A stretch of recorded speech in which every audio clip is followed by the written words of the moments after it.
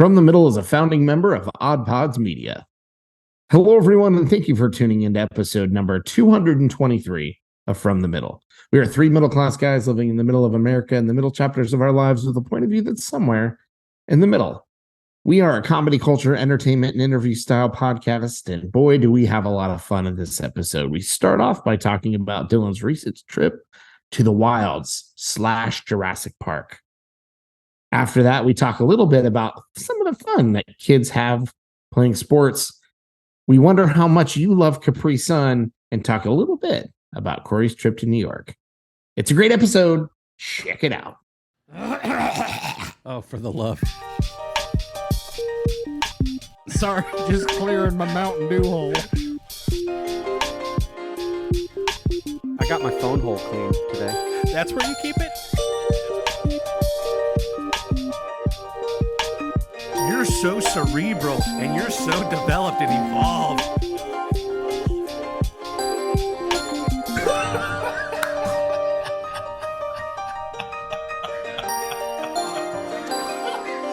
From the Middle after dark over here. Kendall, I'm so excited to tell you at the top of this episode that tonight I watched episode 1 of Yellowstone. Oh, nice. Fun. Because I think it's CBS, because CBS is starting them all over from the beginning. And I got YouTube TV now and have added Yellowstone to my library. It records every episode. So I'm excited. That first episode is pretty epic. I can already see why people like it. Yeah, dude, it's one of those where you hear about Kevin Costner's issues currently, and you just know that like the rumors were that Yellowstone, as far as Kevin Costner is concerned, is over. Mm-hmm. And it's depressing because man, they could have kept going. He's such, I've literally only watched the first episode, but they're clearly establishing him as this, like, I don't want to say kingpin, but like, cool, is he good, is he bad, powerful. Yeah, I mean, kind of like a Dirty Harry kind of character, like I'm gonna act on my own convictions and screw if anyone else thinks it's right. Like, yes, kind of guy. Makes me definitely want to wear a cowboy hat and doesn't it ever? A collared vest with the collar like pulled up. Yep. The flannel underneath. Anyway, Hey everybody, it's good to see you. We are Kendall, Kory, and Dillon, and we hang out every week and talk about whatever we feel like, because we started a podcast, and if you don't like it, start your own podcast and talk about what you want to talk about with your friends. Yeah. I was going to say, if you don't like it, there's no radio station management to complain to. We just keep going for some reason. How are you guys? What's going on? Fill me in. Well, I unintentionally, I think, lived out a little bit of my childhood, not realizing it. Ooh. And have you guys been to the wilds? The wilds, it's like that's an experience that I've kind of vowed that like I don't want to do that. But I know what you're talking about. Okay, so the wilds is like there's 10,000 acres of land that has been conserved, and is it the right word?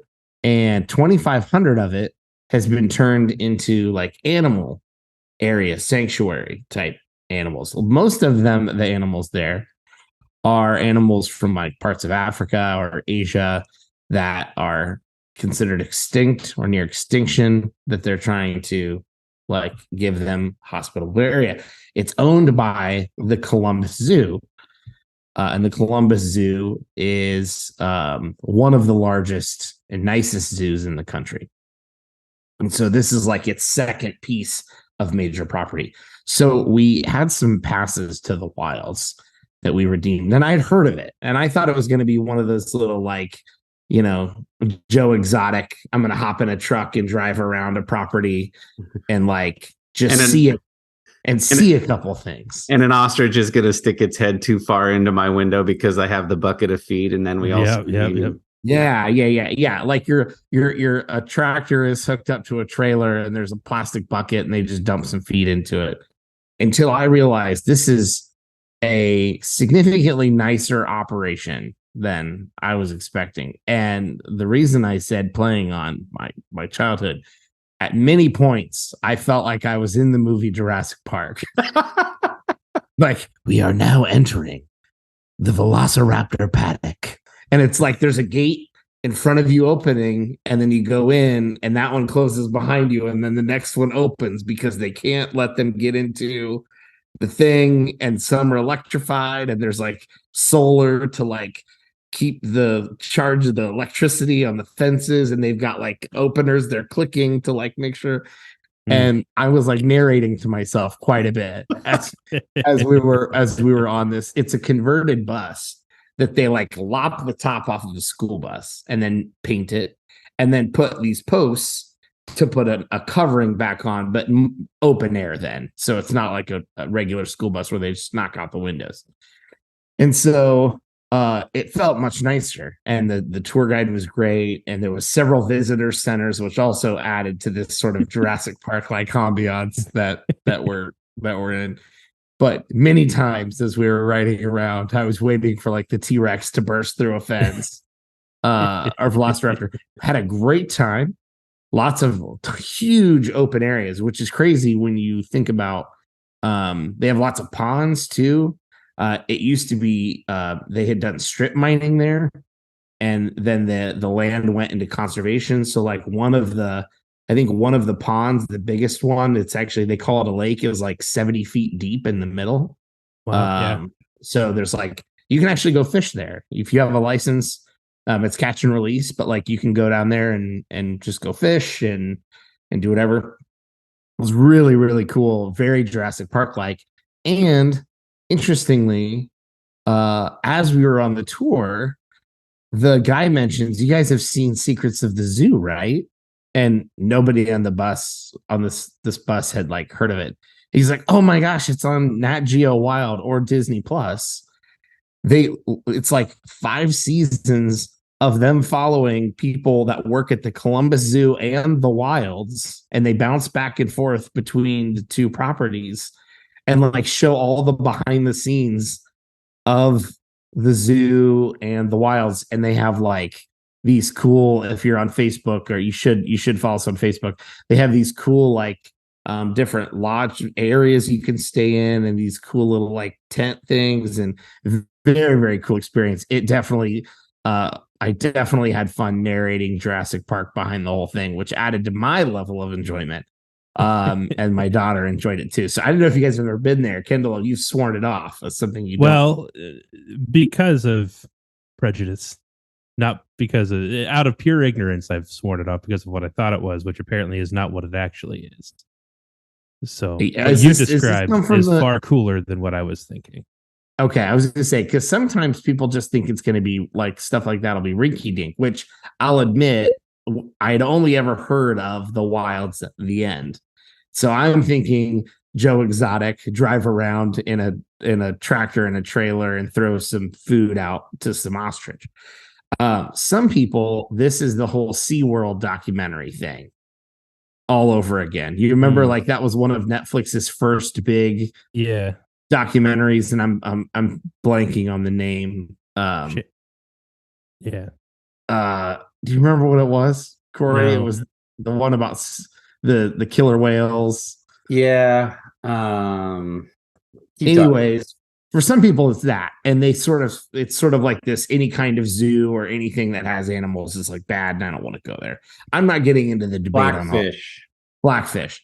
I'm not getting into the debate on all of that. What I know is a whole lot of land that was used was strip mined, was turned into 10,000 acres of conservation land, and a quarter of that is being used as open grassland and hills and trees and water and whatever to try to help some extinct animals or nearly extinct animals. That's pretty cool, man. And there's even white rhinos down there. You can go see white rhinos and zebras and all kinds of stuff.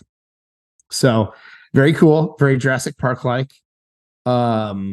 really fun experience if you want something to do with the kids. I feel like I can safely say that it is not a place that seems to be abusing animals in any way, shape, or form. Not that I'm an expert, but if you want to know more, go watch Secrets of the Zoo on Disney Plus, and then you'll see some of the behind the scenes, anyways, and then you can decide. Follow-up questions. How long is the thing when you're in the bus, like start to finish, by the time you get on and off, or is it hop on and off whenever you want?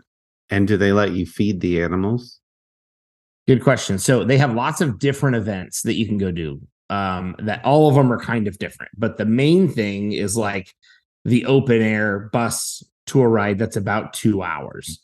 You're not feeding the animals on that or sticking your hands outside. That's not the kind of thing it is. So they'll speed up or slow down a little bit depending on what you can or can't see, or they might be like, oh, hey, let's speed up a little bit to go look at the rhinos. But you're not getting out, you're not touching them, you're not messing with anything. Your bus comes up, they'll stop and let you take photos and talk about facts and conservation, as long as anyone wants to sit there and do that. But about 2 hours for the open air thing. They were talking about they'll do like sunset tours. They'll do they're doing some event where it's like they were going to bring some white rhinos up closer to one of the visitor centers for a special event, and then do like wine and painting the rhinos, and you can kind of see them up close because they would bring them up close.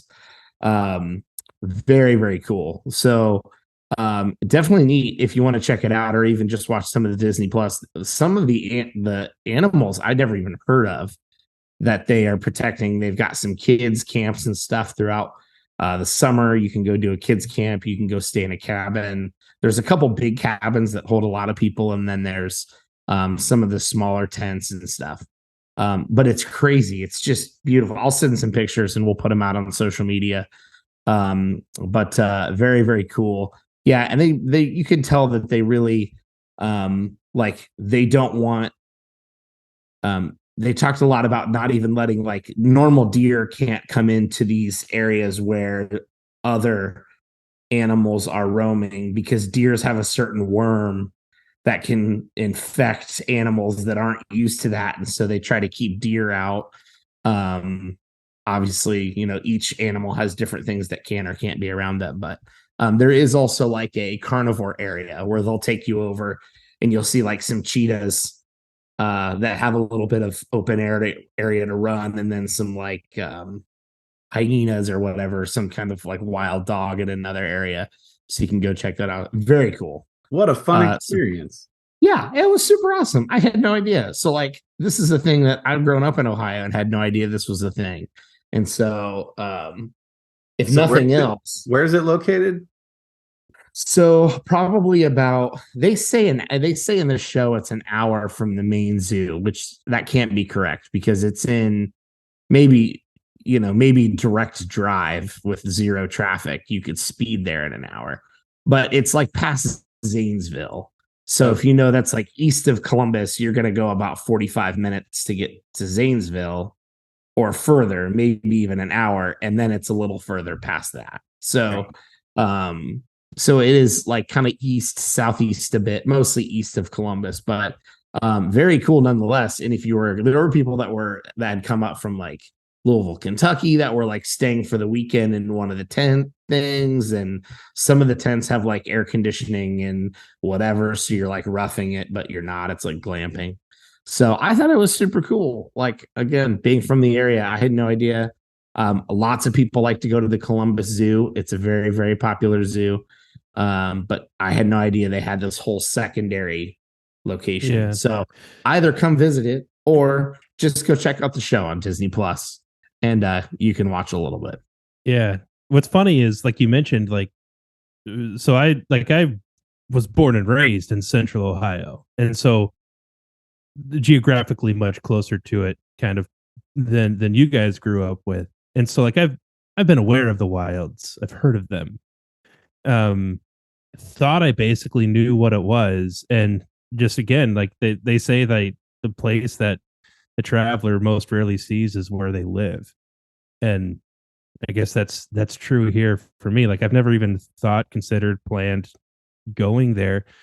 because of what I assumed it was kind of what Kory was describing with like a drive-through petting zoo, basically kind of thing. Not rinky dink, but specifically like a situation where you drive your own car through. They give you a bucket of feed, and then they tell you leave your windows down, because if you don't, then the animals will break their heads on your window.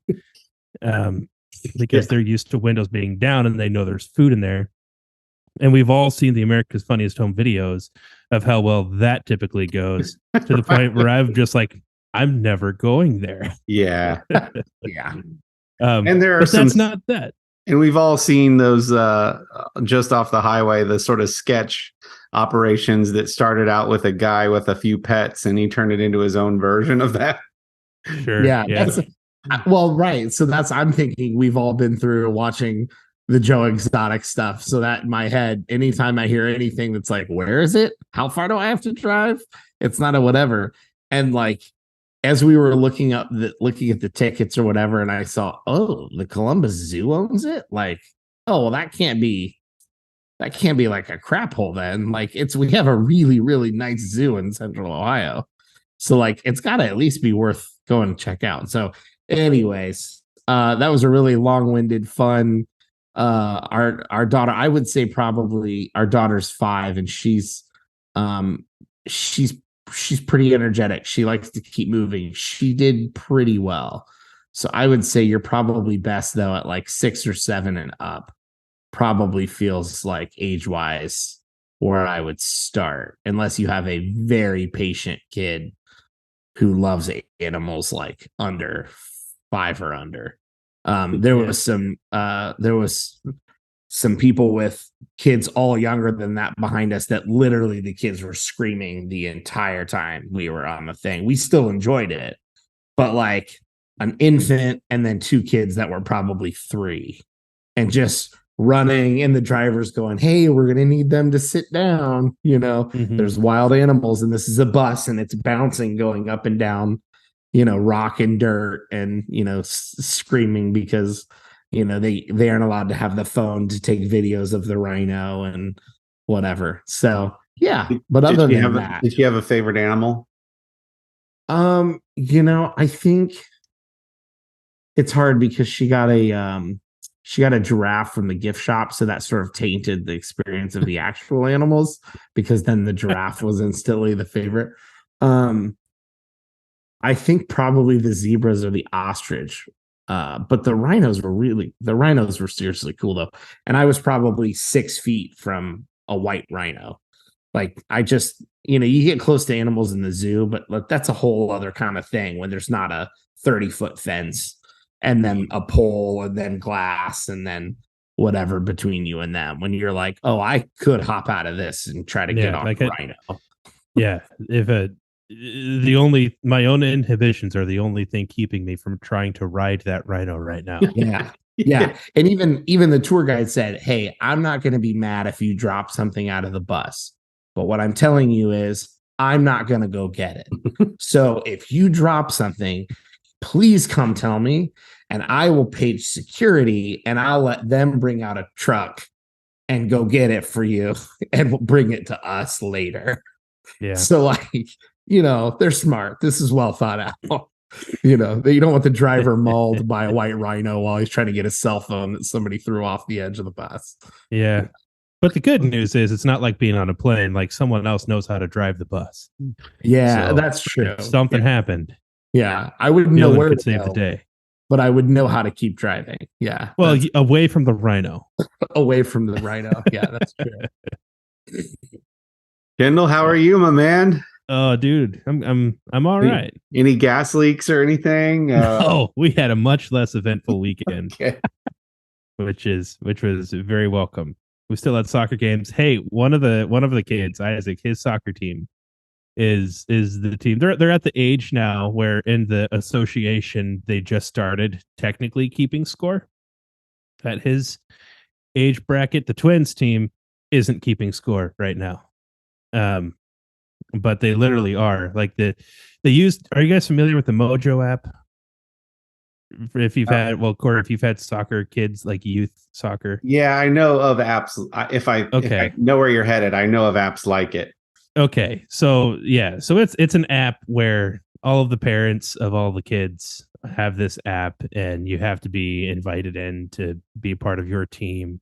And they use it for communication and things like that. And then on game days, like anybody can choose to like live stream from their phone, which my wife has done a couple times, and it's pretty cool. And it keeps that video as well, so you can watch things. But then like anybody, meaning any of the parents from either one of the two teams, is able to update the score. And so it's not like they turn that function off for the lower age bracket. So like not only are the kids kind of like keeping track in their head, but like the parents are literally keeping score. Right. Like in the app. Yeah. But Isaac's team so far has been the team that has been losing like 12-1. Every time they won their game on Saturday. And that was super exciting. That's awesome. He played goalkeeper the whole game, which he absolutely loves to do. Nice. If there's one aspect of any sport that he has shown some promise in, it has been that goalkeeping soccer.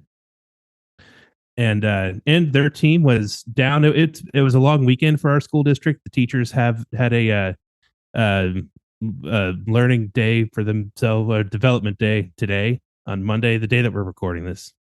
Gave that away. But so a lot of kids were out of town this weekend, and so they're allowed to call up from lower age bracket teams, and so the twins were part of Isaac's team, and then another kid was part of Isaac's team. They got called up. They got called up, and so they had back-to-back games. Then the twins did. So the twins helped Isaac win. It was good. Wow, that's cool, man. Yeah. So, but that was man. It was a low-key weekend. I think it's funny that you said the parents are keeping score in an age bracket where nobody's keeping score. Yeah. It's just so interesting to watch parents at sporting events at any age and how seriously some families take. I don't know. It's no judgment, right? It's fine. No, I'm not bothered by anybody keeping score for the young kids. I'm okay with it. I think it's silly to expect people not to. I feel like at least at this age, the trope of the parent who's getting upset at a youth sporting event has affected society, and I think we've seen a turn, because all I've seen so far for both age levels that we're involved in is nothing but super supportive parents. That's awesome. At these games, and like cheering for both sides. Like, and we do a parent tunnel at the end of every game, which is really cool for both teams to run through, and it's been a good experience. That's how it should be. That's awesome. I'm glad to do that. I mean, and let's be honest, the kind of person that cares enough to keep score is already going to do it in their head or on their phone or on a piece of paper, either way. Yeah. So if they have an app and then they want to tell their buddy friends, at the end of the game, hey, by the way, we did win.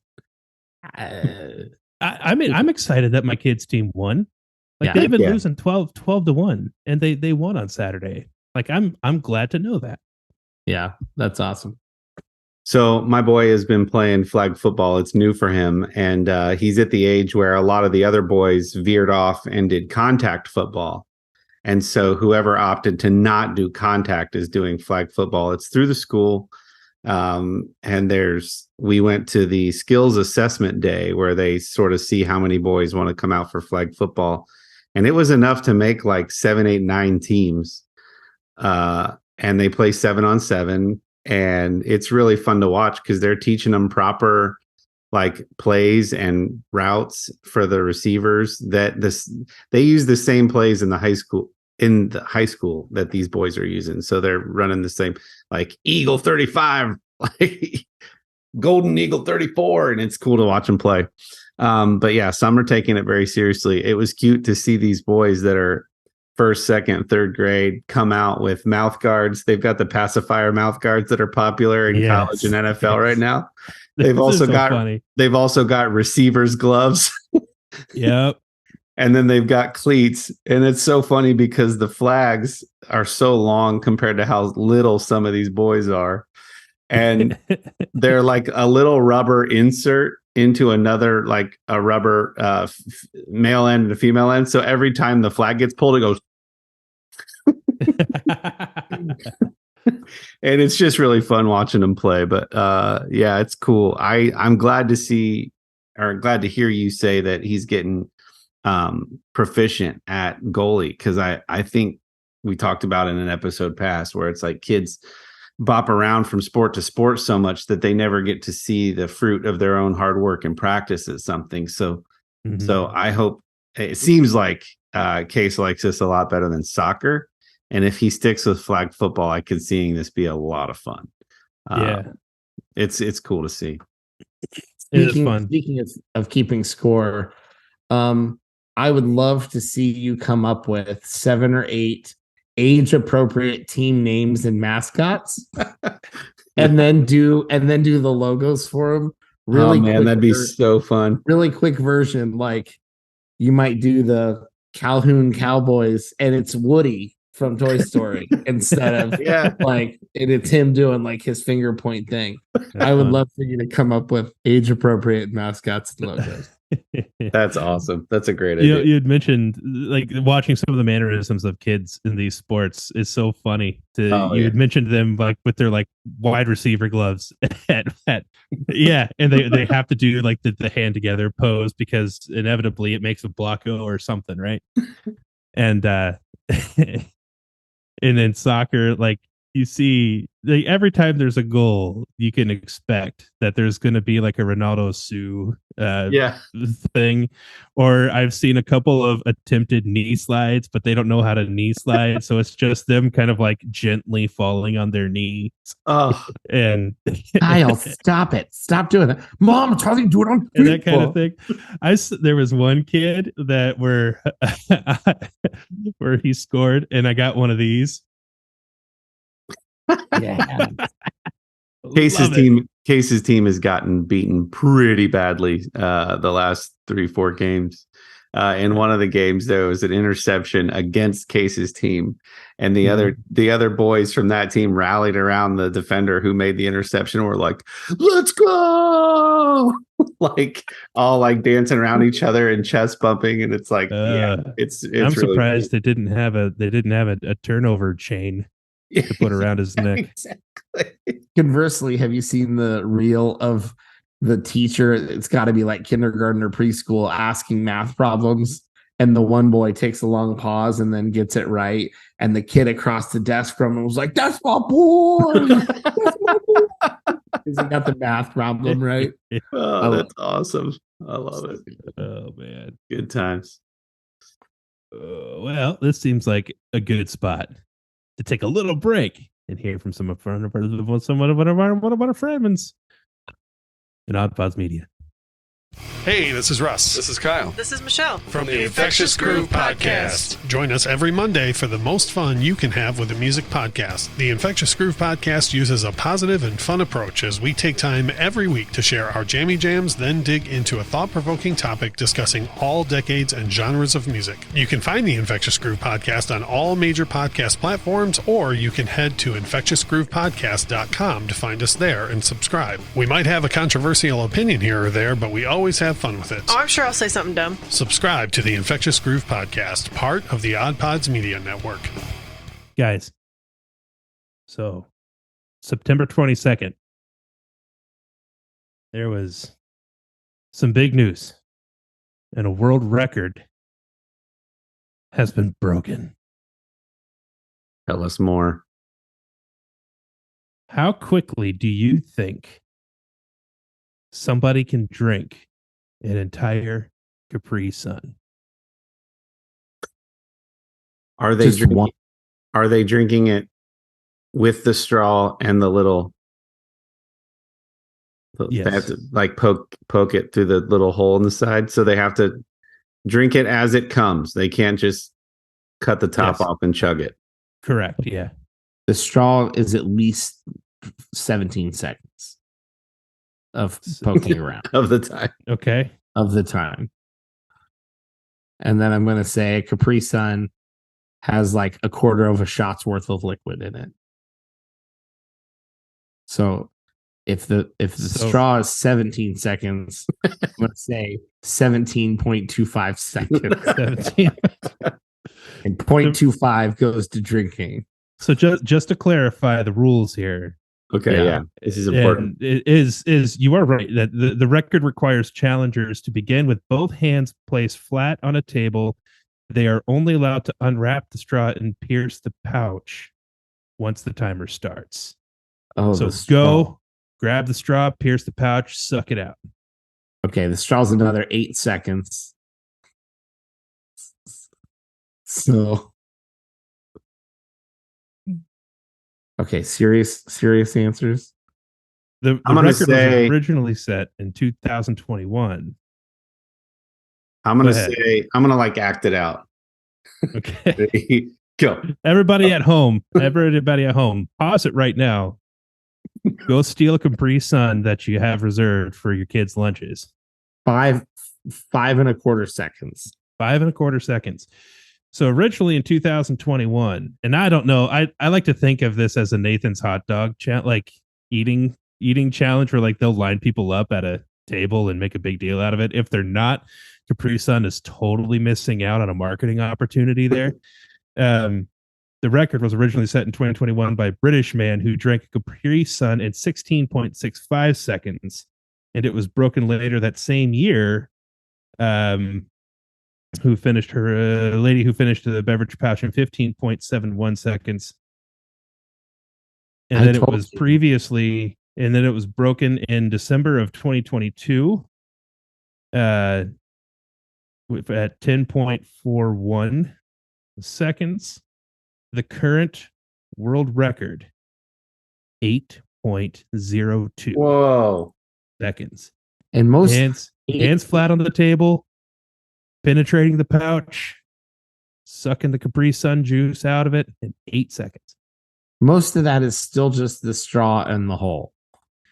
Yeah, I would assume so, unless like in order to get a world record that good, like it has to be a perfect performance. Like it was just you rip the straw right out and in the same motion hit the hole.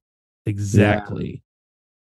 Yeah. Like I could imagine, because otherwise that's the weak point. Like I watched a video recently on Super Mario World records, speedrun records, and like the crazy the time spent of these people doing the Super Mario World records.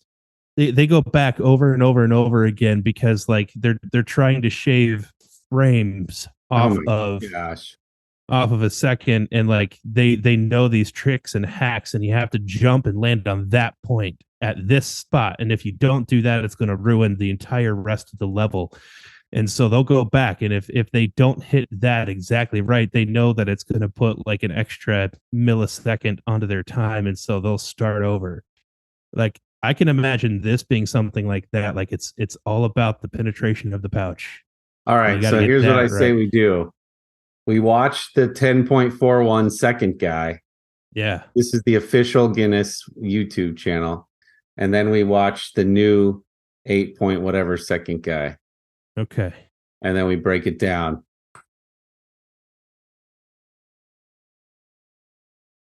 Interesting. He strategically pushes that straw right to the bottom corner and tilts the pouch. Yeah. And I think he's also like holding his mouth over the hole. I feel like I need to watch this in slow motion.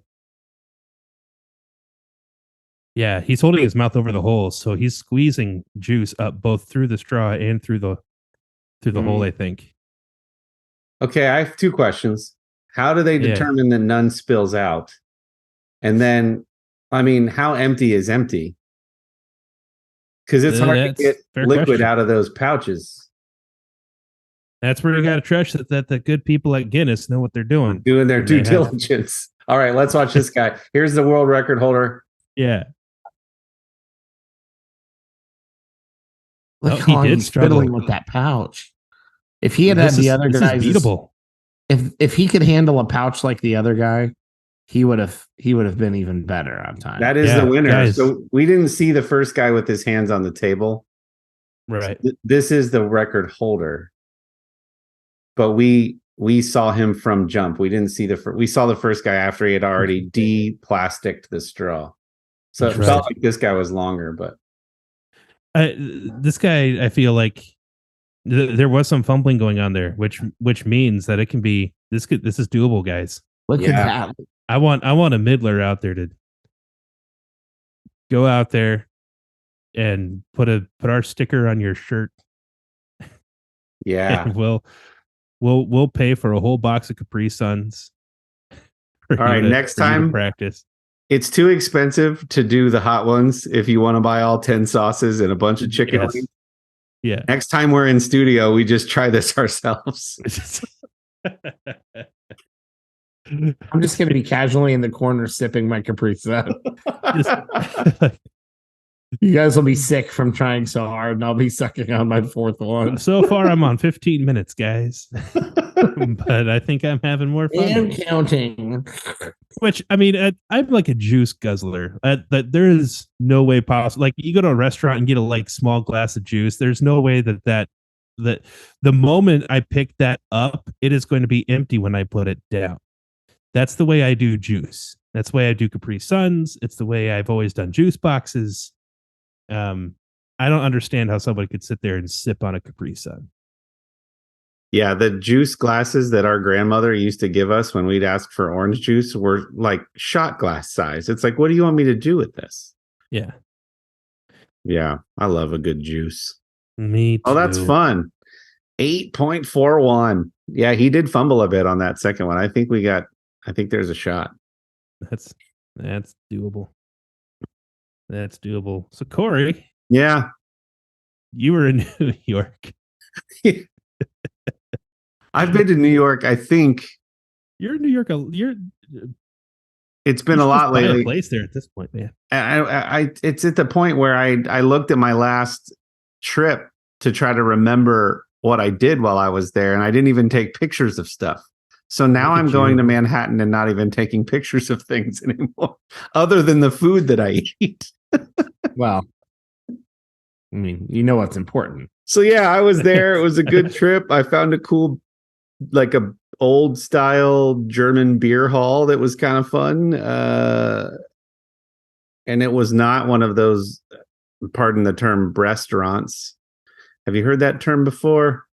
I think I know what you're. No, I'm not. But so, I think you're talking about dudes wearing lederhosen and the ladies wearing the other kind of lederhosen that requires a certain type of blouse to be worn underneath it. Yeah. So there's a place at Polaris, the mall nearest me, called Tilted Kilt. And I didn't know what this was. And Sherry and I were going on a date night. And so I was going to take her to the Tilted Kilt. And I learned it's one of those restaurants where there's a lot of cleavage going on, and they dress. It's a Hooters. It's a Scottish themed Hooters. Yes, a Scottish themed Hooters. There's a bunch of these apparently. So I just wanted to make it clear that this place I discovered near my hotel was not a restaurant. I heard that term for the first time when a colleague of mine and I went there, and I thought that was hilarious and demeaning. Sorry, but that's what they are, and they know their business model anyway. So that was fun, and I got to see a new office while I was there. It was a very cool, the company that I work for, a very cool office. They had a dog park on the 12th floor. So my company allows dogs in the office, and you can take your dog out to the outdoor patio area where there's like AstroTurf and things for them to crawl inside and out of. That's a whole separate area in the middle of Manhattan, which is kind of crazy. And then one floor down, this courtyard, they have cornhole, an AstroTurf down there, and a cool coffee shop. So that was kind of fun. But other than that, it was a pretty straightforward gig. Got to work with some Brazilian customers and learn a little bit more about their culture. People. That's a lot of customers. Yeah. A Brazilian. A Brazilian. That's a good one. They're very, very, very sweet. I've noticed anytime we do one of our workshops for customers from Latin America, a couple things. They make shirts for the trip. They have a lot of camaraderie and fun with shirts. So it's just they're coming to our company to have one meeting and they'll make a whole shirt for it. Okay. They also bring a lot of gifts for us hosting them, which is very sweet. Like the Brazilian national team Nike soccer jerseys for everybody. Wow. Dress socks to wear. Brazilian chocolates, like the actual cacao powdered chocolate covered nuts. Amazing. You've got me eating bowls of onions and you're eating this kind of crap brought to you from all over the world. Yeah, it was kind of fun. We went to we had a dinner with the customer. We went to a rooftop bar. That was pretty fun. It's called A to Z Rooftop Bar, and it's on the 22nd floor, I think, like I said, and there's great views of the Empire State Building. And yeah, it was just fun. It was a good trip. And I'll be back in a couple weeks. So I'm gonna need you with these Manhattan trips.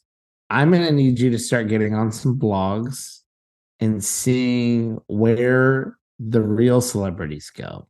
I want the real ones. Yeah, the real. You could bump into like Tina Fey or Brian Hartline. So many people could be out and about that you could run into. Mm-hmm. And I just think you're missing a big opportunity. It could be as simple as one restaurant further than you've been going from. I know. And it could be like, boom, hotspot. I think have I told you guys before about the place I found near one of the hotels I like to stay at is an Irish pub, and the two guys running the bar are Indian. So you got these two Indian, like a setup to a joke. I know, it's two Indian guys running an Irish pub. Watch yourself. They're not the owners. They just are there most often. And I've they're very friendly, and I want to know about their life, and I'm from the Midwest, right? So I'm just being overly friendly and tell me about yourself and how long have you been working here and tell me about your family. So by the end of it, we're buddies, right? So now every time they go back, they're giving me free drinks and it's a good time. And so, yeah, I feel like I like finding the little, I mean, it's hard. There's a lot of touristy places in big cities, right? And so it feels like, how do you find those spots that are like the little quiet neighborhood cafes and delis or pizza spots, not the touristy pizza spots for the New York slice? Like, where do the locals go for a New York slice? How do you figure that out? You're right. If you can direct me, folks, send articles about where to go in Midtown, and I appreciate it. Guys, I just need some help because I've been to Manhattan so many times now. It's just it sounds so. They're just all running together, and I hate. I'm running out of things to do. Like, I basically live there now. Like, I have exotic friends there who give me free drinks now. Like, we're like best buds now. I have my Manhattan friends, and there's this one. The hotels that I like to stay at and whatnot are pretty nice, but. Yeah, I'm going there again in another couple weeks. So, yeah. I hate see my Manhattan buds. I have a question. There's a video where Mr. Beast pays somebody to fly to Paris and bring him back a baguette or something. A baguette. Yeah. I want to know what the closest, best, authentic New York pizza place is to the airport that you could go to right before you fly home and bring back pizza from New York. You wouldn't even, if you could get to the airport and like on a flight right away, you wouldn't even need to refrigerate it. You're talking about the same amount of time it would sit out on the counter at your house. True. And you could be back in Columbus and I could pick you up at the airport. Well, I'd pick up the pizza and then you could get a ride home. But I could pick up the pizza from the Columbus airport and it only be maybe 4 or 5 hours old. This is feasible. I've thought the exact same thing about bagels also. That sounds fun. Can the bagels actually be that like are they actually that much better than what we can get here? Now there's a bagel culture in New York that's not here. Yeah. And so for that reason, I think the bagel thing might be legit. I feel like the pizza culture thing has grown a lot. And like even like the New York style pizza has grown a lot. Bagels would be way easier. Yeah. In a brown bag, and you throw it in your backpack and whatever. If you could carry on a whole like big 16-inch pizza box, and they would let you carry that on with just like a big New York cheese pizza, that would be funny. incredible. I forget where I was, but a lady on the plane on the return trip was bringing back to Columbus donuts from wherever we were. So it must have been a spot. Maybe it was New York with donuts. She like dozed off mid-flight and spilled the box of donuts all over her feet and then the floor in front of her. Turn it around, turn the plane around. And I was like, she cared enough about these donuts to bring a huge box of, it's got to be a dozen or a baker's dozen. Oh, man. Dozes off, spills them. And then I see her picking them up. I'm like, she's not going to throw them out. Like but they've, I wouldn't either. They've touched the dirty airplane floor and made a huge mess. How long? Take a penicillin and eat those puppies when you get home, man. How long do you think you would feel comfortable putting turn up your oven to 450 degrees and just put the box of donuts in there? How long do you think they'd have to sit in there for you to feel comfortable pulling them back out, cooling them off and eating? I wouldn't even go to that trouble. I would probably just eat them. Like an airplane floor, though. You've got to really have your oven dialed, like temperature dialed in correctly, right? I don't know. Put a cardboard box of donuts in at 450, and if your oven's 1 degree hot, you've got combustion happening.